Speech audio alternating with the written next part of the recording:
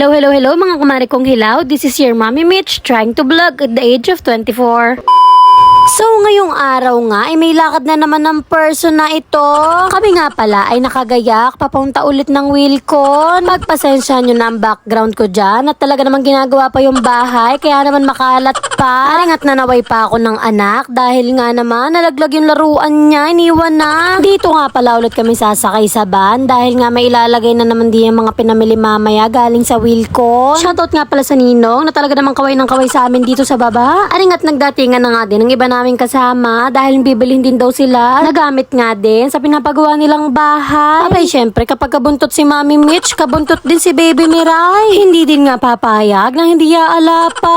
Umalis na nga din kami, makasakay ang lahat. Hindi nga pala kami ngayon parang pinais na isda. Hindi gaya nung isang video na kami siksikan sa loob. Hari nga ang biyanan ko na dati walang maupuan, ngayon siya solo-solo sa likod. Hindi pa man din nga kami nakakalayo, ay borlogs na agad itong alaga ko. Sumundo nga pala muna kami sa sister-in-law ko, tapos may dinaanan ng Ate Aspel dito sa John and Car. Saglit nga lang kami doon, maya-maya dumaratyo na rin kami dito sa Wilcon. At grabe naman po, tulog pa rin nga itong alaga ko, kaya naman kaming dalawa iwan dito sa van. Aring at inaaliw-aliw ko na nga lang ang sarili ko dito dahil grabe naman walang signal. Bukod nga sa ngalay na ang braso ko, abay nagugutom na rin ang person. At dahil nga nangangalay na ang person, inihiga ko na ito sa upuan. Pagkahiga naman ito ay siya namang nagising. Pabor naman sa akin na nagising na makapasok na kami sa loob. Pinakain ko nga muna dito yung cereal na baon-baon namin at pagkatapos ay sinundo na rin kami ng asawa ko. Dahil nga hindi rin kami makalabas ng sasakyan, dahil nga ayoko namang iwan ito na buhay. Ay pihado naman kapag iniwan, ay uusok ang ilong ng taong ito. Ayan na nga mga mare, bago na ang tsinelas ng mare nyo. Dahil nga nung nakaraang punta namin dito, abay putol na pala ang tsinelas ko. At dahil nga ngalay na ang braso ng Mami Mitch nyo, ay pinabuhat ko muna si Baby Miray sa daddy niya. Dahil kahit ano ang gawin natin, na iba-iba pa rin ang braso ng mga lalaki. Batak na batak yan. Pero hindi ako papatalo. Batak na batak din ang